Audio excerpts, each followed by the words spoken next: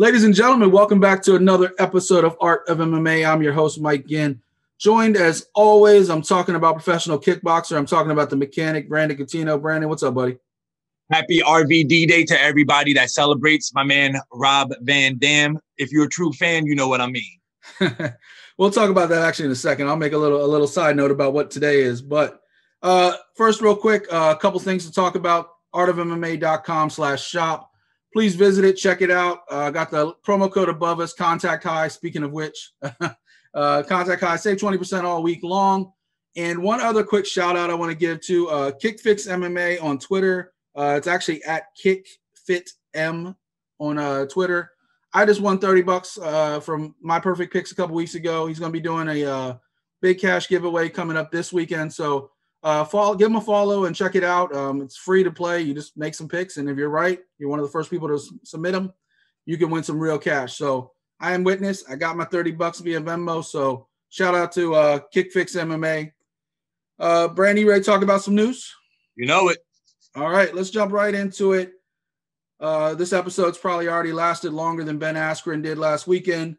Triller Fight Club and the entire shit show that it was. I honestly didn't want to talk about this, but the fact is you got Ben Askren, MMA. You got Frank Mir, MMA. You got some of the side stuff going on in the world behind the scenes. But they spent more time talking about being high on stage than they did the fights. And if you're a real fight fan, it was just a waste of time. The concerts were okay. They weren't nothing to like sneeze about. They had some pretty decent artists. I thought that they didn't really come good on TV. Maybe it was better if you were there. I don't know. But they had some great artists. They had Ice Cube. They had Justin Bieber. They had a bunch of other stuff. But it seemed to be more about the show than it was the fights. And, of course, being pre-420 weekend, kind of ironic that we're talking about Triller fights on 420. And it was just a total shit show. They were all way more high than they needed to be. I'm not telling anybody what to do in your free time. You want to go enjoy today, by all means, not my business. I don't care. Honestly, I really don't care what you do. But I'm watching a broadcast for some fights. I'd like to watch the fights. Thank God there was some UFC on at the same time. But the only news I really want to talk about, one, Ben Askren, $500,000 to basically get punched in the face and walk away smiling, which makes a lot of people think the fight was rigged. I'm not going to go that far because he was pretty wobbly when he got up. He just got caught with a clean shot by Jake Paul. But he also came out afterwards and said he did not care because he thought it was so unprofessional that he didn't even want to be there. I'm pretty sure Duke Rufus changed all the locks in the passcode, so he can't get back into Rufus Sport this week. I'm surprised Tyron Woodley stuck around long enough. After the fight, he was seen backstage talking trash with Jake Paul. Jake Paul and his crew were talking like Tyron Woodley doesn't want to put these gloves on and get hands like that. So Tyron Woodley is a free agent, folks. That wouldn't be a bad fight. I'm sure a lot of MMA fans would definitely line up. And they would sell a lot more pay-per-views again, like, because that's what people keep tuning in for, Brandon, just to like see this kid lose. I mean, yep. Pete Davidson spent the whole episode talking about how people just want to see him get knocked out. So, and then the best part of the entire show was Frank Mir and Steve Cunningham. They went toe-to-toe for 6 rounds. Steve Cunningham looked fantastic. You couldn't tell he hadn't fought in almost 5 years. Like, he looked fantastic. And then the only other news to come out of it, Eddie Alvarez, Oscar De La Hoya, I guess, are in pretty serious discussions. They talked about it kind of on the show about De La Hoya having a major opponent. They're talking about a major opponent for, I think, July. Eddie Alvarez has some other news coming up later this episode. Hint, hint, stay tuned. But Eddie Alvarez has some other news coming up. But, you know, they keep lining up these fights that at least draw people's interest, whether it's for the circus atmosphere, like Tyson Jones, Askren, Jake Paul. And then on top of it, and I want to get your opinion on this, Triller just bought Fight TV. So Triller's not going anywhere. What do you think about that? Yeah, man.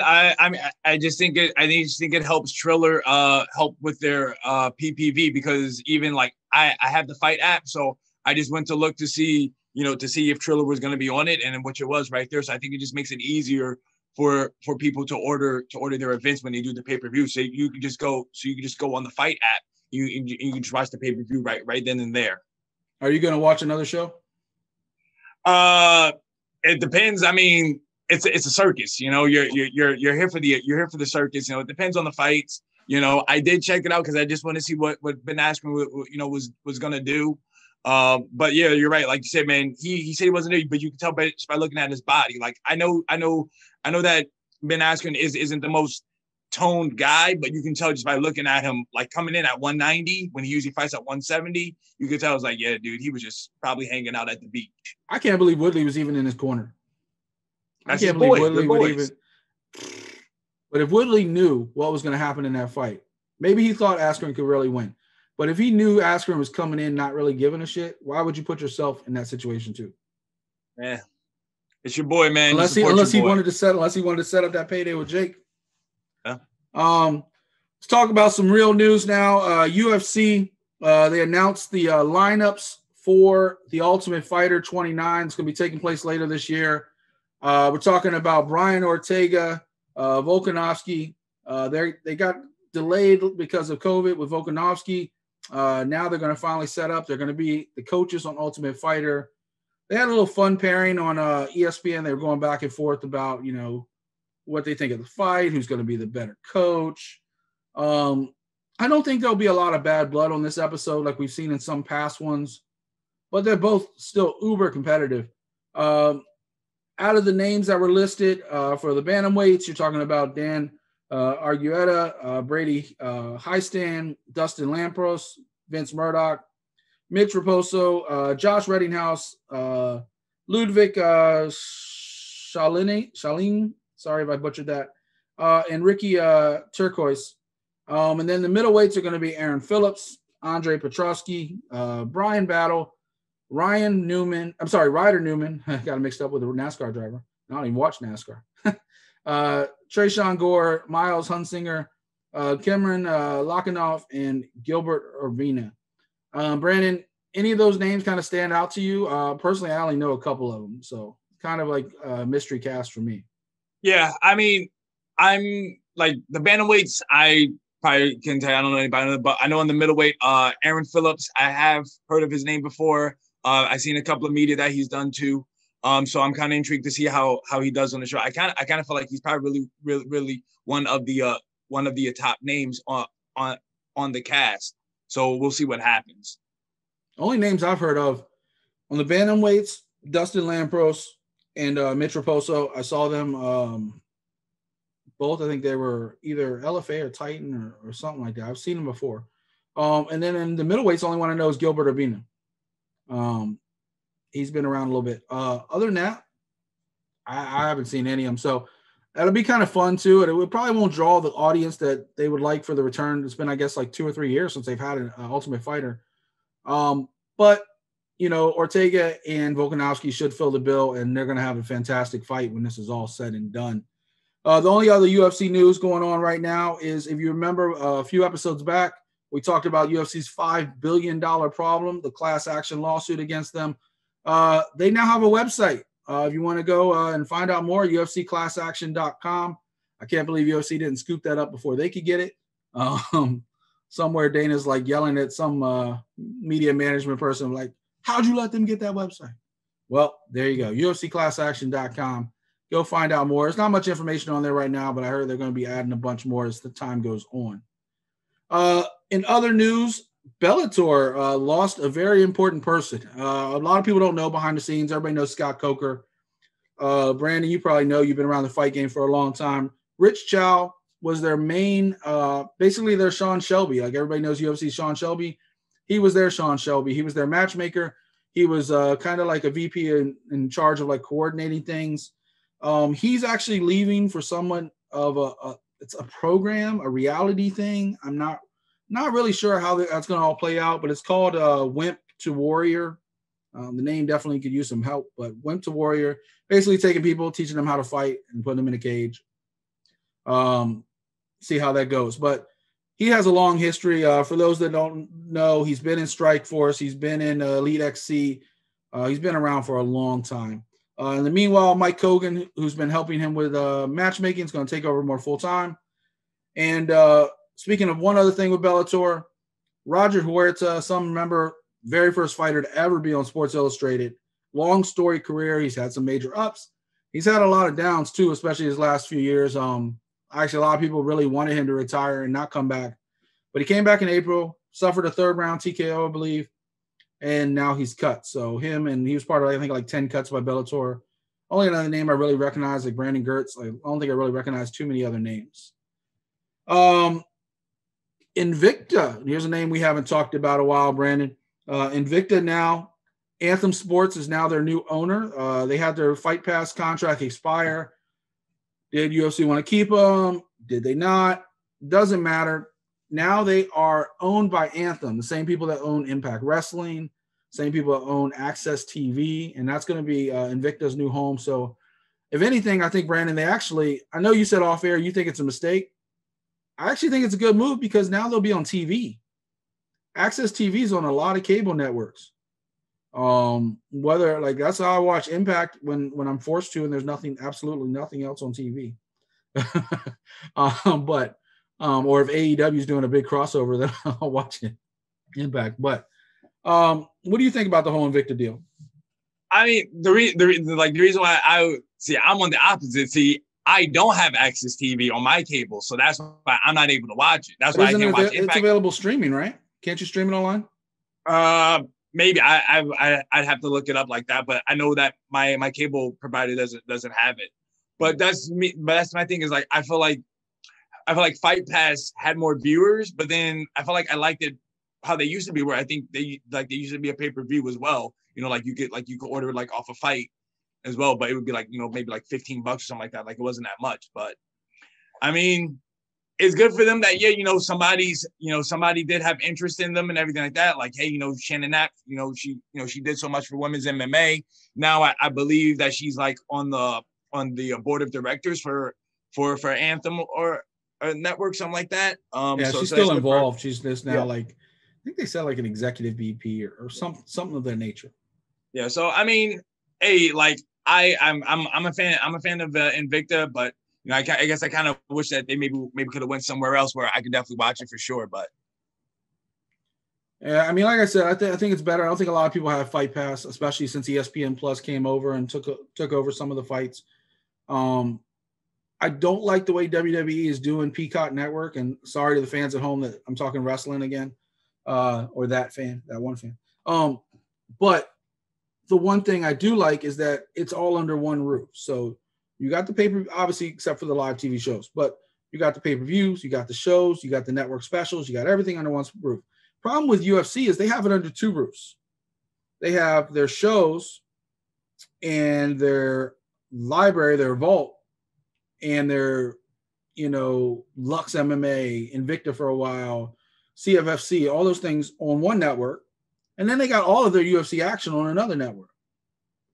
And I think if they combined it all, whether it's on ESPN or they took it back to their own network, honestly, I think they could have their own network and be successful. I think most people I think ESPN is the winner. Disney is the winner because they're getting all the people that want to watch fights, and they're getting them for $5 a month or whatever the cost is now. I always have a bundle, so I don't know exactly, but $5 a month basically to watch unlimited UFC fights except for pay-per-views, which is almost a fight a weekend at this point.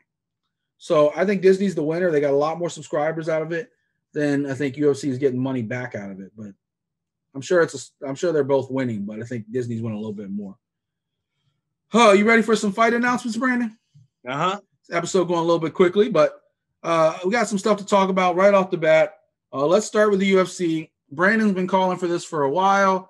I said, and I love Juliana Pena. She's one of my favorite female fighters. Venezuelan vixen. I've loved her since Ultimate Fighter. I think she's amazing. I think she's very skilled. I just don't think she deserves it. But then again, Brandon brought up the point. Who does? I mean, Yoder's the only one who deserves it, and she's injured. So the announcement came out this week, August 7th, UFC 265. Brandon, you get your wish. How does it play out? Amanda Nunes, Juliana Pena for the women's bantamweight title.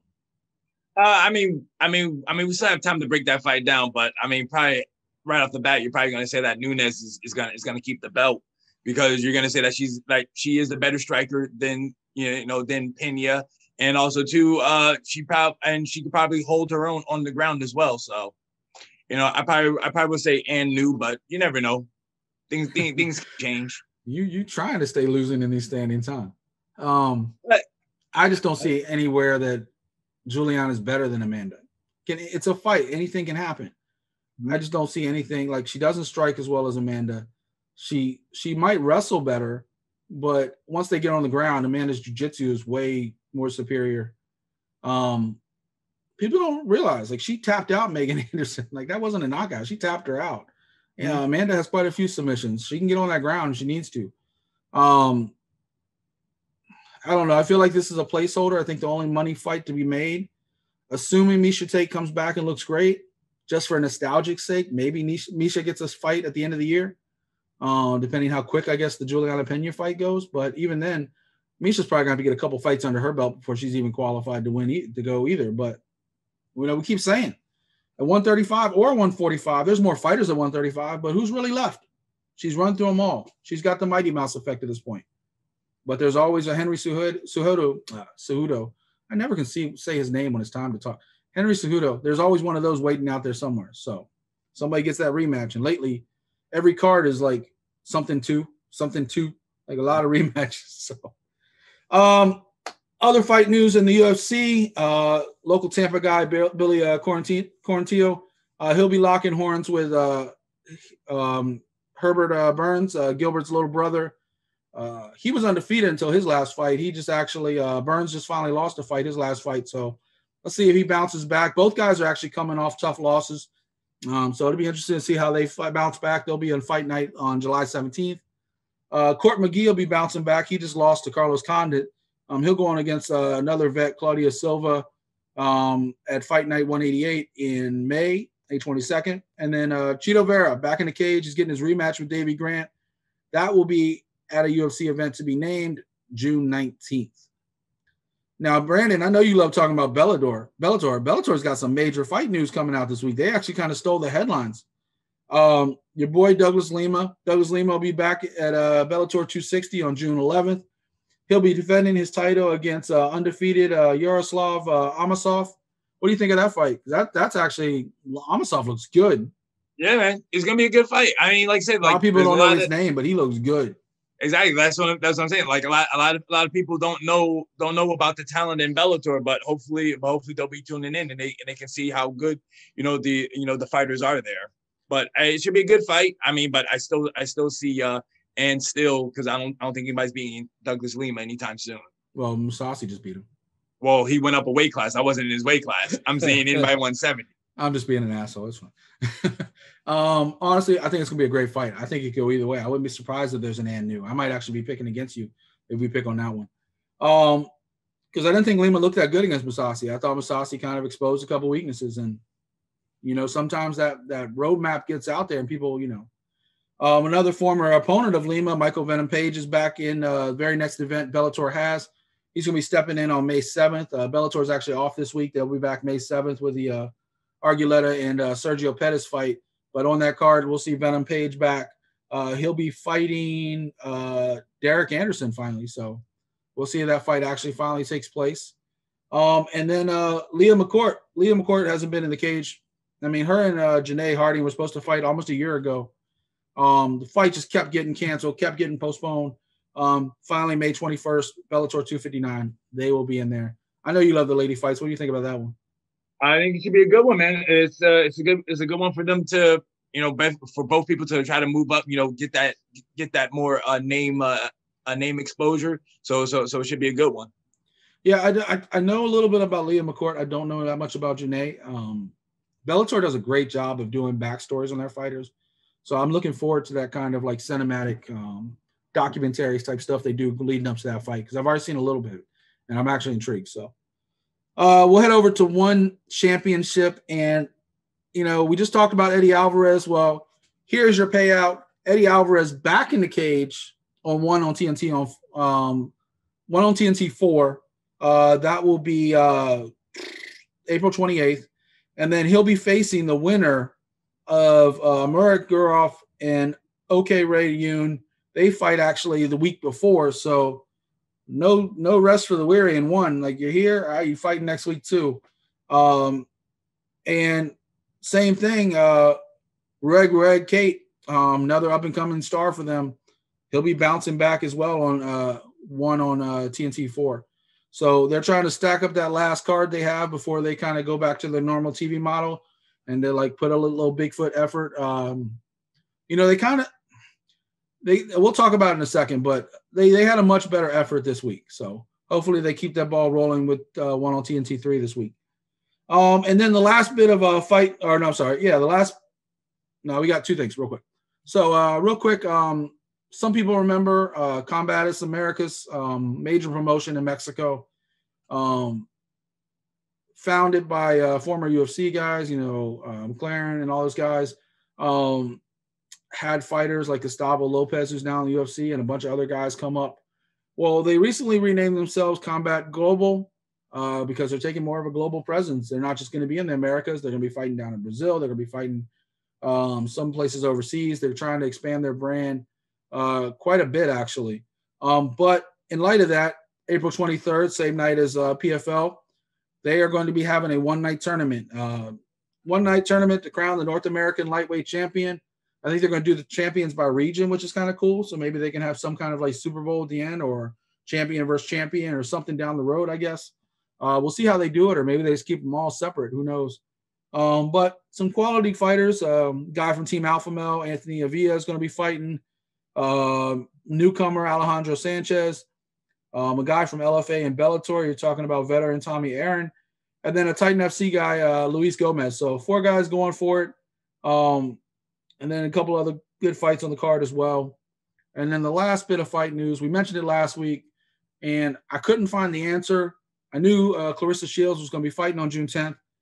Turns out her opponent, Brittany Elkin, you might remember she was also Kayla Harrison's first opponent in PFL. So she's a veteran. She doesn't have a great record. She's a good, challenge, step up veteran to see where Shields is at.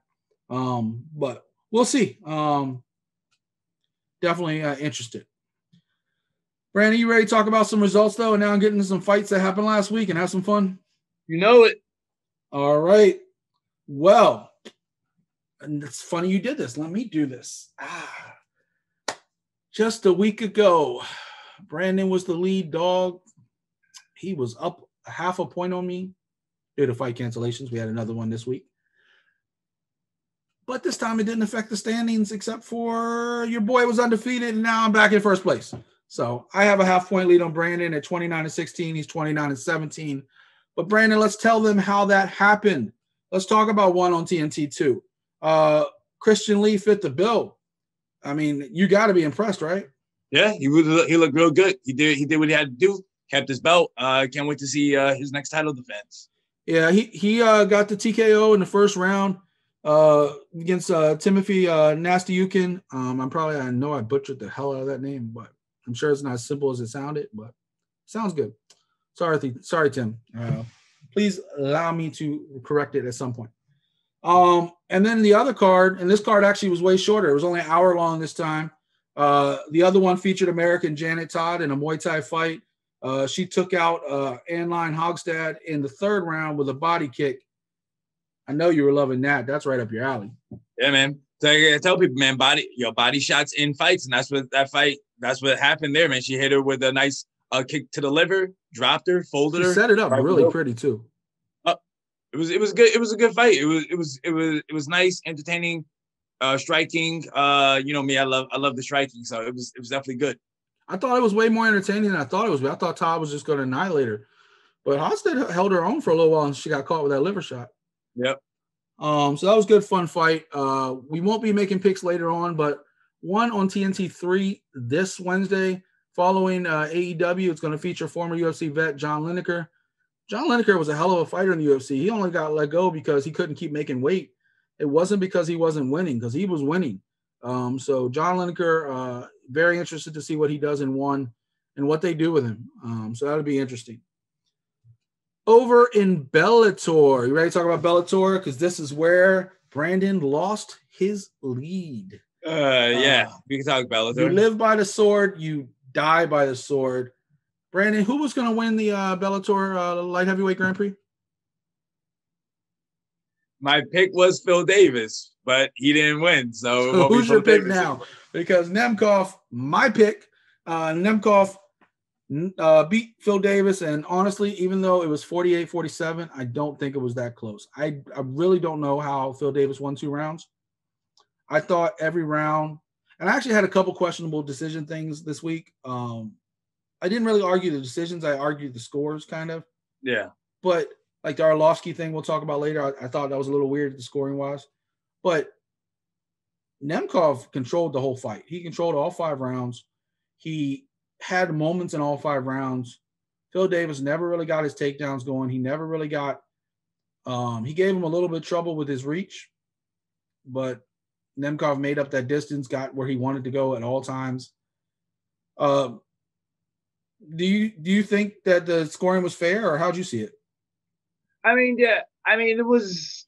I mean, hey, you know me. I'm a Phil Davis fan, so I'll take the 2 rounds. But no, I mean, I think that's why I asked you. I think you'd be more objective. I know. I think it could have been maybe. It could have been maybe 4. Like, I guess it depends on like who you're looking at, what you're looking at. Like, it maybe could have been 4 rounds to 1.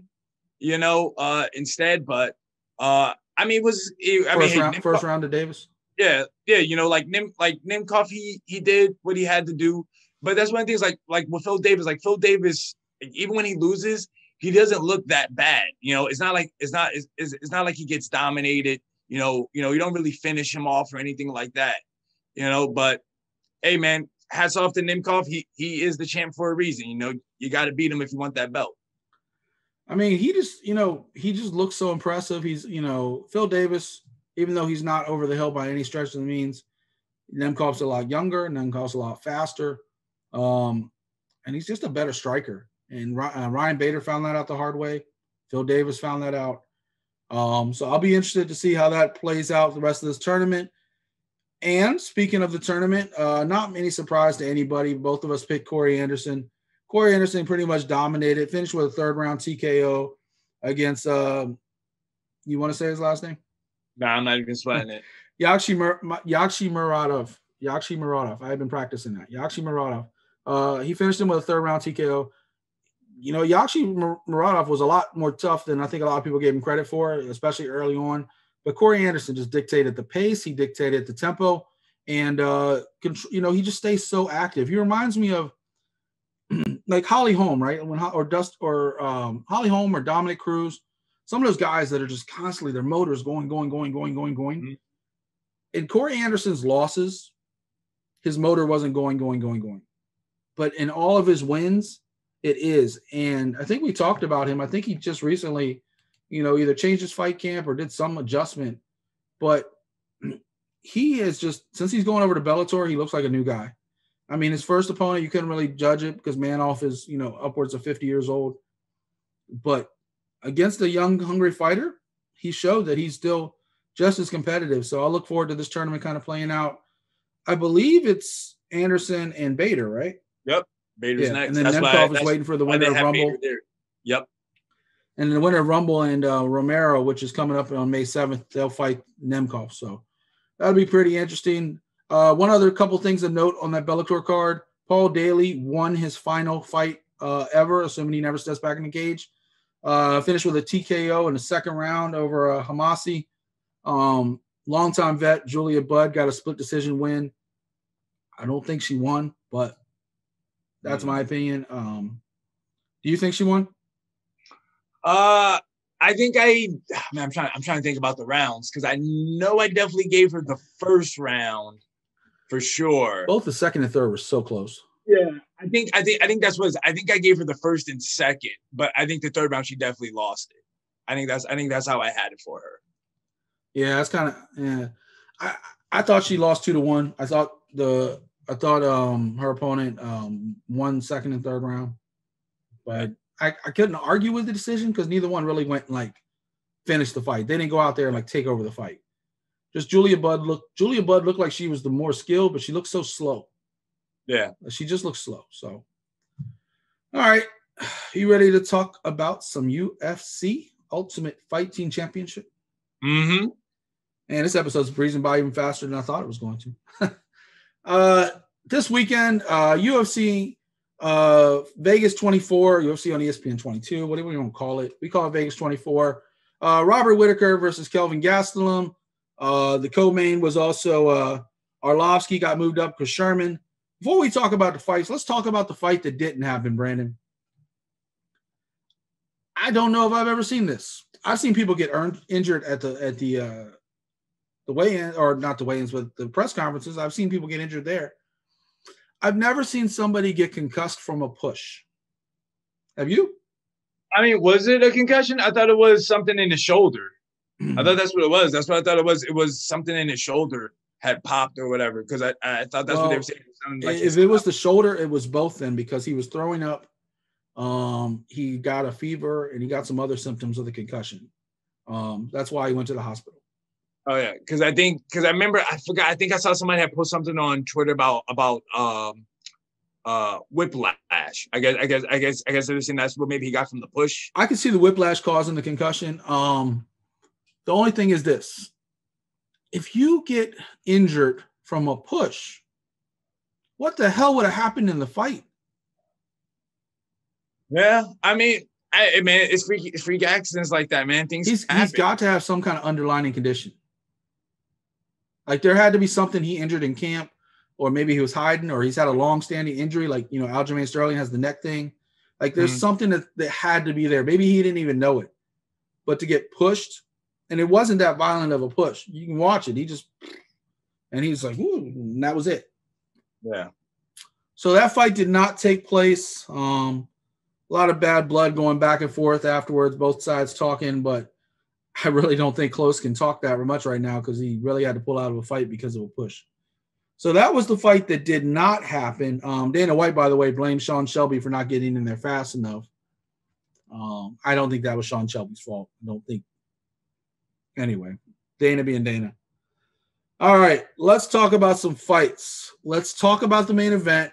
Let's talk about Robert Whittaker and how amazing he has looked. Not just this fight. He's looked amazing 2 fights in a row. Everybody said last fight he would be next for Izzy. Izzy didn't want to wait a couple weeks for him to do what he had to do against Cannonier, so Izzy went and fought Blachowicz. He came back. He destroyed Kelvin Gastelum. Gastelum started off actually pretty well. I thought Gastelum did have a decent first half of the first round. But Whittaker was just patient. He started taking Gastelum down, which I don't think anybody saw. Proved he even had better wrestling than Gastelum. What you think of that fight? It was a good fight by Whittaker. I mean, we all know, man. To me, Whittaker is the second best middleweight in the division. Not many people are beating him right now, except for the champ. I mean, saying he has good striking, he has good wrestling, he has tremendous conditioning. So I mean, he has the tools. I love his setup, which he does really every fight. He does the same combination. His jab cross, round kick number 2. He does the round kick with his back, like after that cross punch, because the cross punch kind of blinds it. So that's why people don't see that round kick, and boom, he threw it on Gastelum. Gastelum got rocked a little bit, but it was a good fight. I'm saying it was total domination. It was a clinic. 50-45'd him. I'm saying, I remember you over here, you were gassing him in his last fight because he was wrestling, but not this time. He got out wrestled by Bobby Knuckles over here. I still picked Robert Whittaker to win this fight. I know you did still pick Robert Whittaker, but I said Gastelum would give Izzy a fit. He wouldn't give Izzy a fit either, man. Same thing what happened last time. My question is this. First of all, I'm not even going to address Marvin Vettori. Marvin Vettori he is next, but he can wait because Whittaker was next before anything. Vettori, if he wants to step up and fight, Costa's sitting there with no opponent. Fight Costa. Costa's right there at number 2 or 3. Fight Costa, set up the winner, getting Izzy after this Whittaker match. But Whittaker has to be next. He has to be next. And if Whittaker wrestles the way he did Saturday night, we'll be having a new champion. Hands down. What do you think? What happens in the rematch? that's if he can get the takedowns. He's got to set him up. He can't just straight try to bum rush him or anything like that, man. Adesanya will move out the way and make him pay the piper. That's what Blachowicz did the last couple rounds. He just Blachowicz is a bigger guy too. Blachowicz is a bigger guy. He's pretty big. He used to fight at 170. He's not that much still bigger. All muscle. Yeah, but he's still not that much bigger than Izzy. I think it's gonna be a fun fight. I can't wait for the rematch. Let's talk about. Go ahead. I was gonna say if that fight happens, it needs to happen in either New Zealand or Australia. Pack out a stadium. They can have fans. They can definitely they can definitely sell out. Whittaker called for that, and Izzy, I think, later on an interview, he didn't say it online. He said on an interview that he wanted a stadium fight. So I think that's definitely going to happen.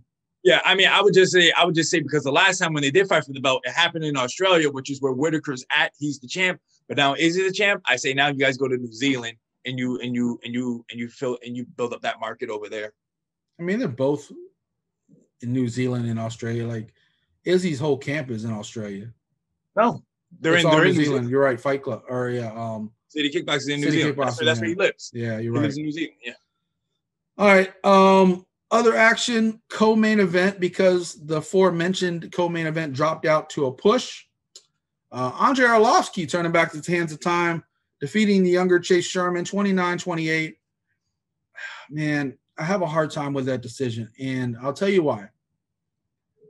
I think Arlovski did enough to win, but other than the third round, the first round clearly went to Sherman.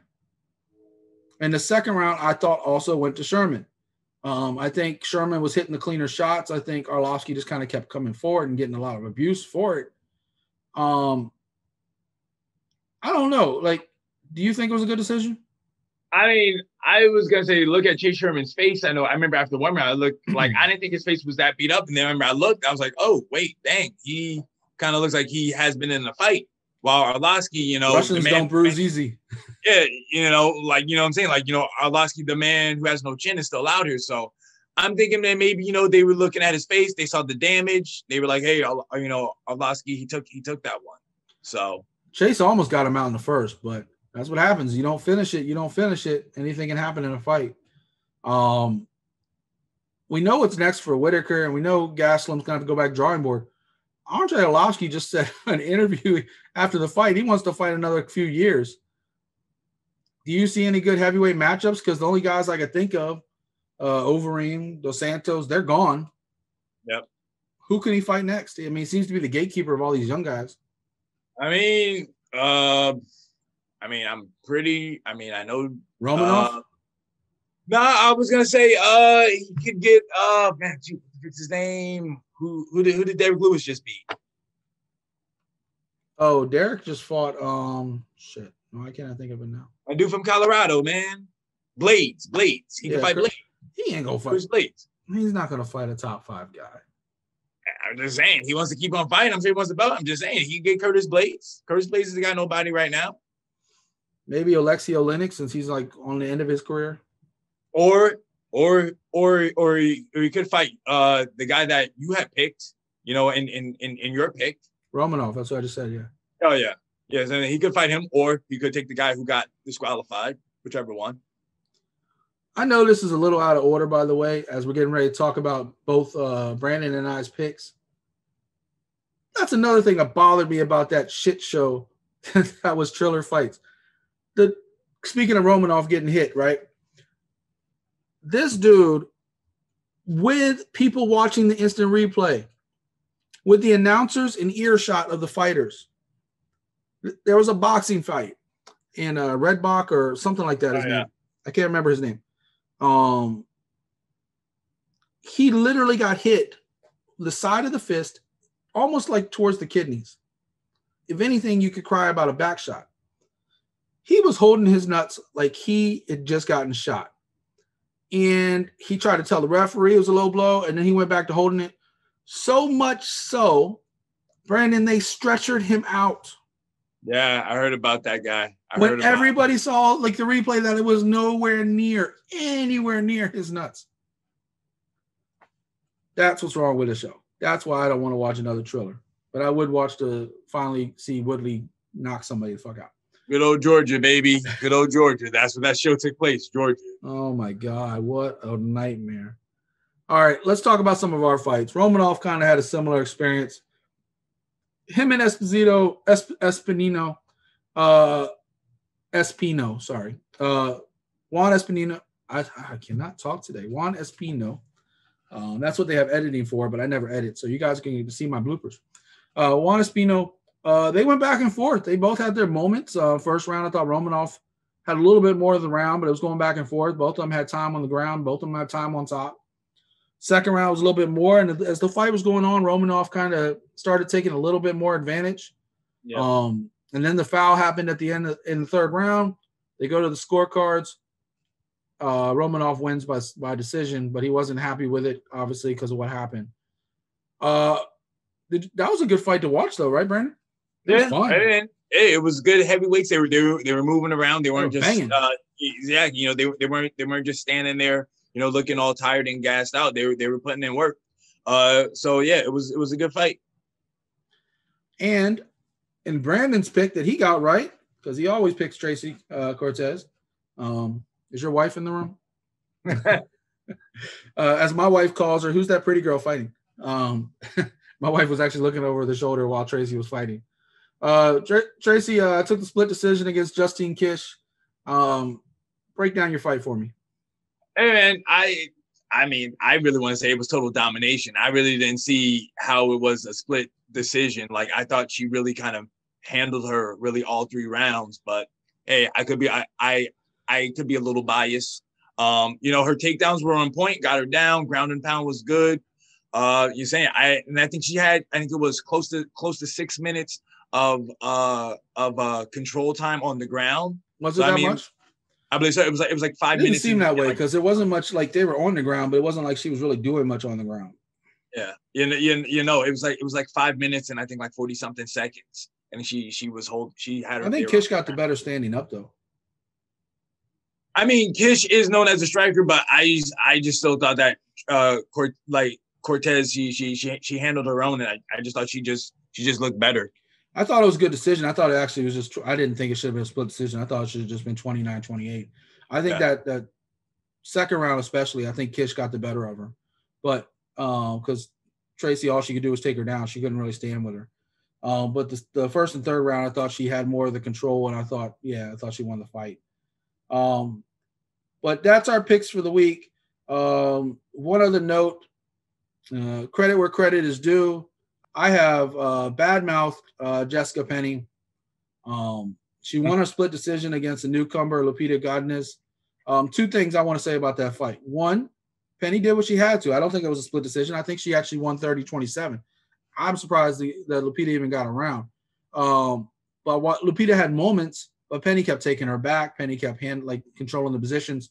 Even standing, she was on her back. But I think if that was Hannah Goldie, I think Penny would have been put to sleep. I don't think Penny looked that impressive. I think she took advantage of a newcomer.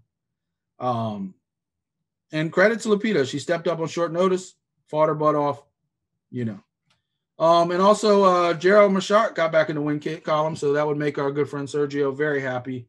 Unfortunately, his buddy Bill Aggio got bumped, but Gerald Machart back in there in the win column, and unfortunately, our good friend Anthony Burchak got knocked out in the second round against Tony Gravely. I had picked Anthony to win that fight, so it's unfortunate.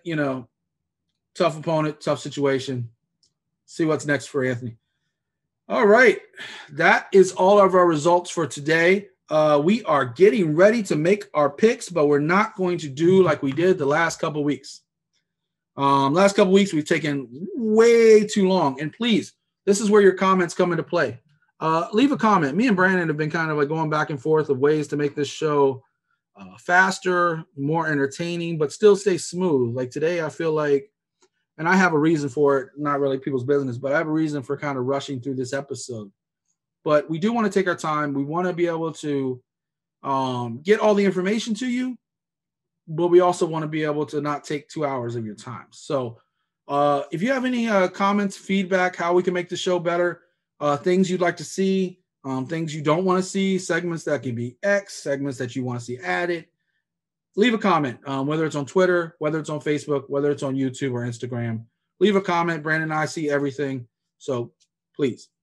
Brandon, you ready to make some picks this week? You know, man, I need to get the lead back. All right. Well, you got 6 picks to make this week. So 3 picks on Saturday and then 2 picks for this one. Pro Fighters League, PFL, MMA, making their season debut on the 23rd. It's going to be on ESPN Plus for the prelims. Main card is going to be on ESPN2. Talking about the promotion's debut, Anthony Pettis, Clay Collard. Who you got and why? I got Anthony Pettis, of course. The reason why I got Anthony Pettis is because I think he's the better striker than Clay Collard.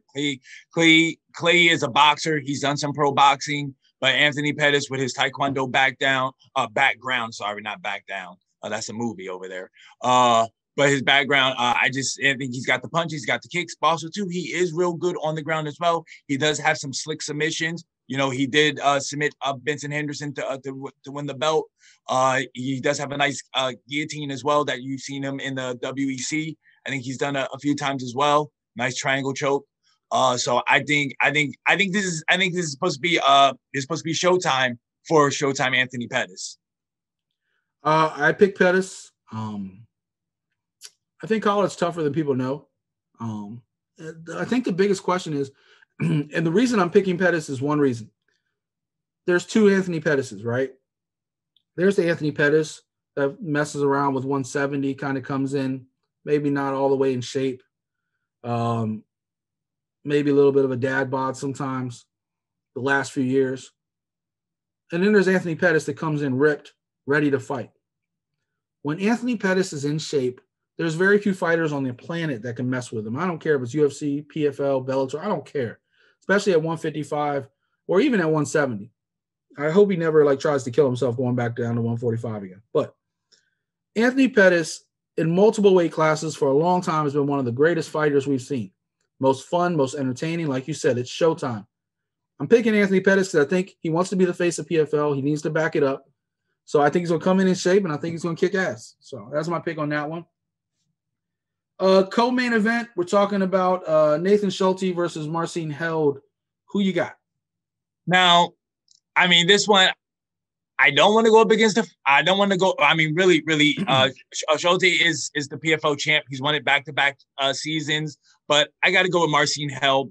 I've been a fan of his since his days in Bellator. Man has some slick submissions. This is the fight that I had called for because they put it out on Twitter. They said, "Hey, who do you want to see a Schulte fight?" And I said, "Hey, Marcin Held." And lo and behold, the matchmakers listened to me, and this is the fight that we got. So I'm picking Marcin Held.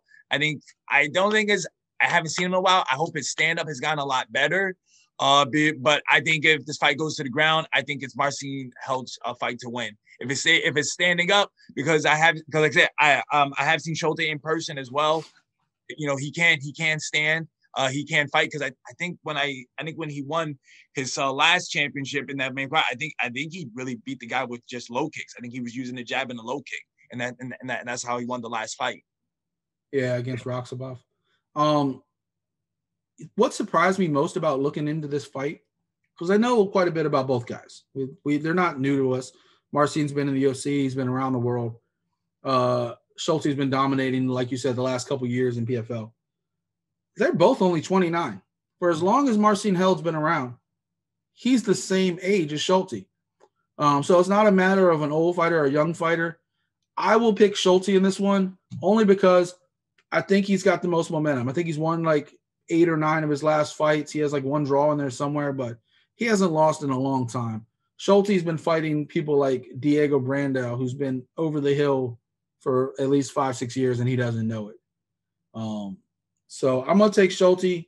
You said you're taking Held in that one? Yep. All right, cool. Another chance for me to add to my lead. Real quick, before we jump to the UFC, a couple other fights of note. Lance Palmer, also a 2-time champion. He's going to be fighting Bubba Jenkins on that card.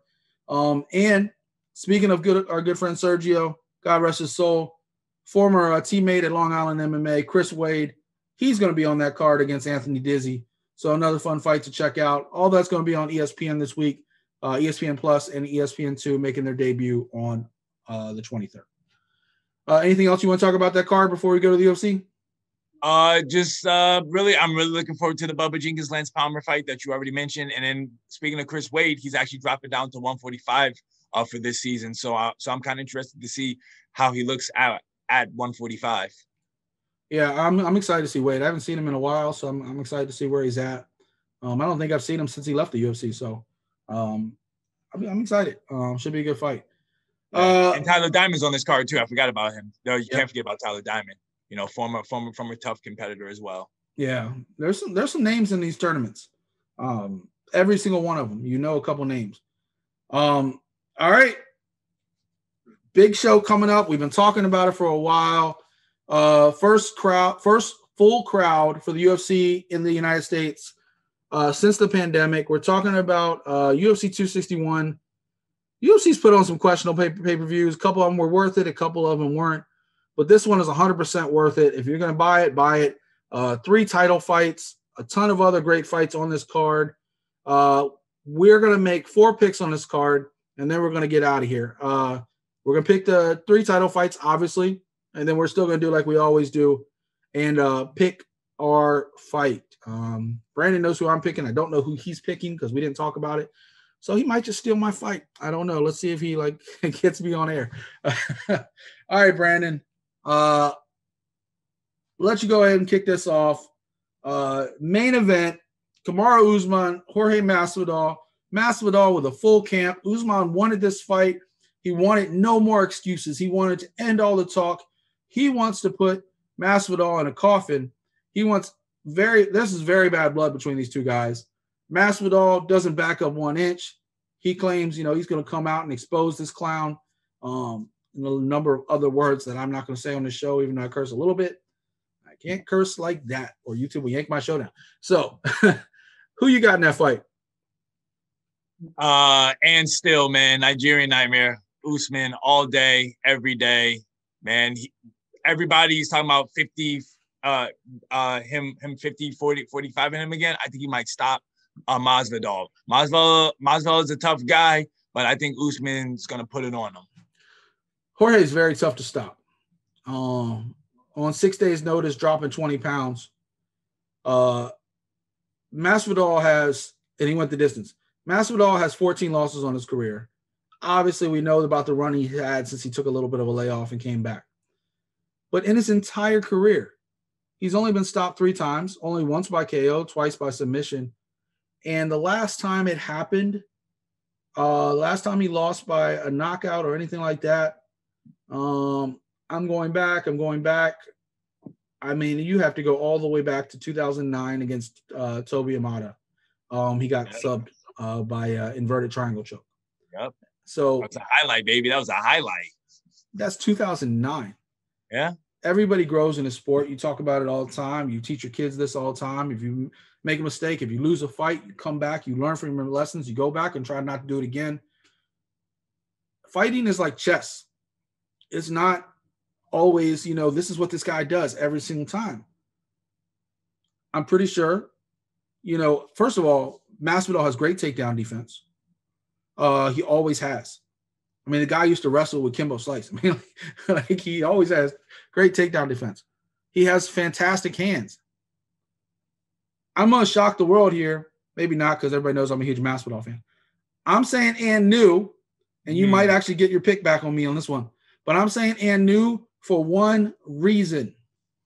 That first round against Gilbert Burns had Usman almost out.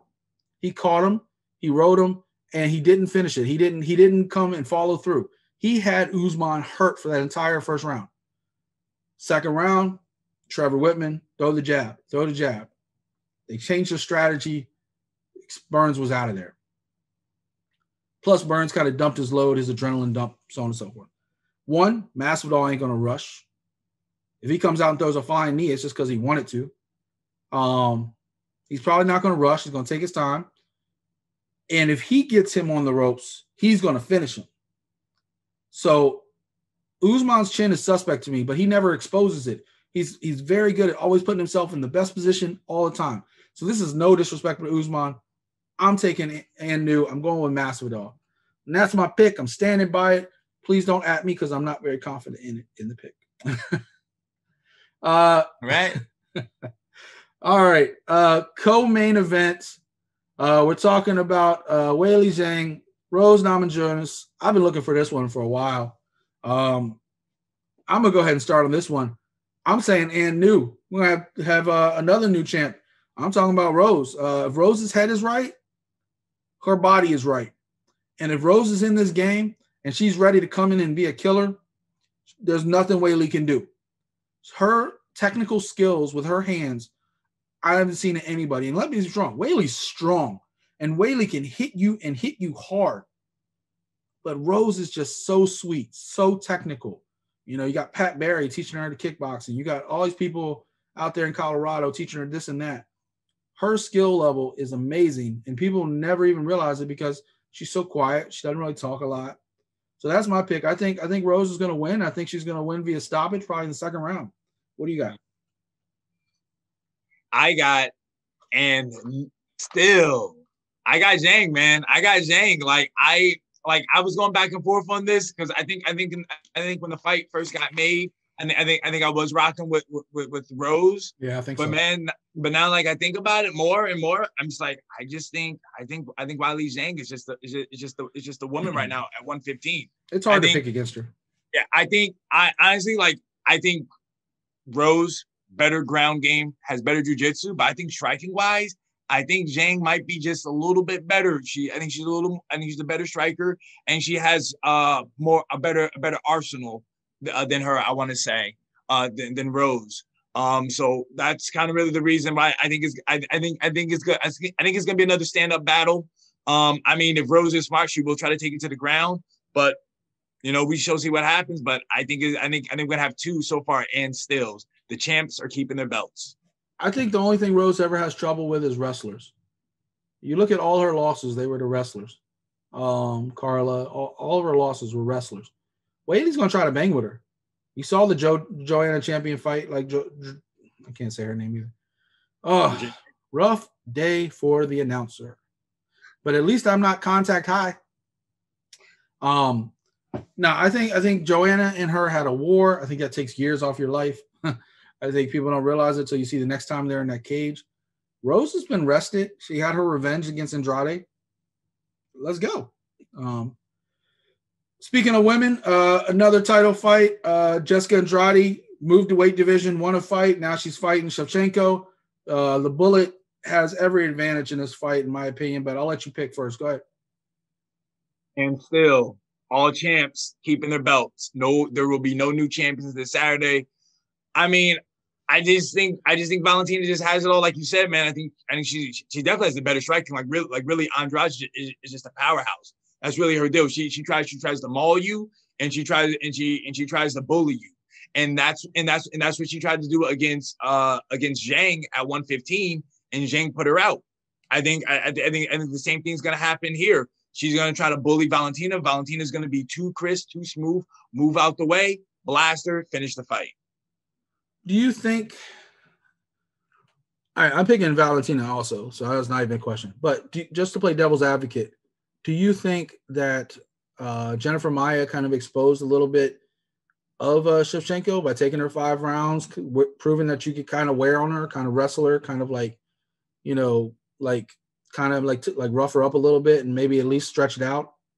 I really can't say that Jennifer Maia explosive, because the thing is, you can see the same thing when she fought against Nunes, not once but twice, because all those fights they all went decision as well. To me, it's just all about your game plan and how you want to go about it. Like I said, Andrade, like, she doesn't change for anybody. She to me is a straightforward type of person. She tries to bully you. She tries to put you up against the cage if she can, and she tries to blast on you, which is what I think she's going to try to do here. I could be wrong. She maybe could change things up, and she could come out with a different game plan. But so right now I'm basing this fight off that she's going to be the same person that I've seen her be, where she's going to try to bully you and try to throw some winking power shots. And I just think that Valentina is just going to be too smooth, and she's going to get out the way and finish her. Yeah, I think this is Valentina. I don't even think it goes the distance. I think maybe like a second or third round finish, because Andrade goes hard. She's going to try to get the finish, and she'll probably get caught. So that's how I see that fight. All right, make one last pick for me, and I'll let you get out of here, boss. Oh, man, this one was a one. There was a lot of good fights on here, but I'm gonna go with a person that I know. It's gonna keep it local. Uriah Hall, Chris Weidman. I gotta go with the old teammate Uriah Hall. I've been high on him. I've been saying how about him being in Fortis has really helped him out. I think he's gonna get another W. Hell, man, I think he might even steamroll past Chris Weidman this time. And I like Weidman now. Like, I learned to like him. I see him around a couple of fights, but just to me, man, Chris Weidman, he hasn't really looked the same his last few fights. So, but hey, like you said though, but now I think Weidman is now down in South Carolina, hanging out with Stephen Thompson. You know, I think they're doing their own thing now. So I mean, it could be a different Weidman, but again, I like it. Like I said with the last pick, I'm just basing it off of what I've seen lately from Chris Weidman.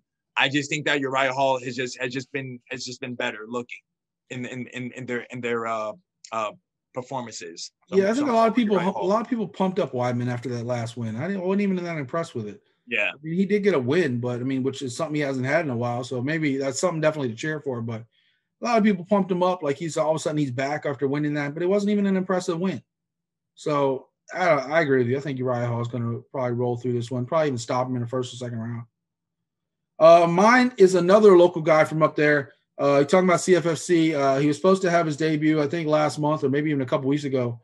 Pat Sabatini. He's fighting Tristan Connolly. Pat Sabatini, for those that don't know, dominant on the regional scene in CFFC. A really great fighter. He was going to make his UFC debut one way or the other. He was going to step up on short notice. Then the fight got canceled. Now he's got a real fight going on. I think he's going to roll through Tristan Connolly. It's a close kind of pick. Like Tristan's only a plus 185 underdog, so not that much sleeping on him. But I think Sabatini rolls on this one. Any difference in opinion? Fine. I'm looking forward to seeing how he does in the UFC. I kind of really agree with you. Like, you know, could be a close fight, but you know, he's a local guy, so I kind of am rooting for him to do well. A couple other name fights on there. Anthony Smith versus Jimmy Crute. That should be a fun one. Cowboy Oliveira, Alex Oliveira going against Randy Brown. And Brendan Allen against Carl Robertson. So some pretty good name fights. Dwight Grant, Stefan Skulik. So there's some cool fights on there. A couple of other fights I haven't seen before, so maybe they'll make a name for themselves. UFC 261 this Saturday. It's going to be a packed card, 3 championship fights, plus Brandon and I's pick. Brandon, you got anything else to add today before we get out of here? Just for the people to know, like, subscribe, and comment, you know, and go to the Art of MMA, man. Shop, man. Buy a shirt, buy a hoodie. You know, it's spring season around here. So support, please. It's rainy season here, so go ahead and get a hoodie. That's it. Yeah. artofmma.com/shop. Promo code contact high. Kind of a little play on Triller if you watched this last weekend. If you did, I'm sorry. You should ask for your money back. I'm glad I didn't pay for it, or I still want a refund. But that said, for Brandon and myself, and real quick, leave a comment. Tell us how we can make the show better. We're doing this for you. Oh, yeah, and Dana White, pay Snoop Dogg. You owe him some money. Pay up that bet, Dana White. Pay Snoop Dogg like he said. He mooched on that shit real quick. Damn, how am I going to end the show now? But leave a comment. Tell me if you think Dana should pay Snoop. That won't be the question of the week. No, I'm not going to make the question of the week about Charlie. I'm going to ask about the title fight, see what you guys think. Leave a comment. Give us your feedback. For Brandon, the Mechanic Catino, I'm Mike Ginn. This is Art of MMA. We'll see you next week.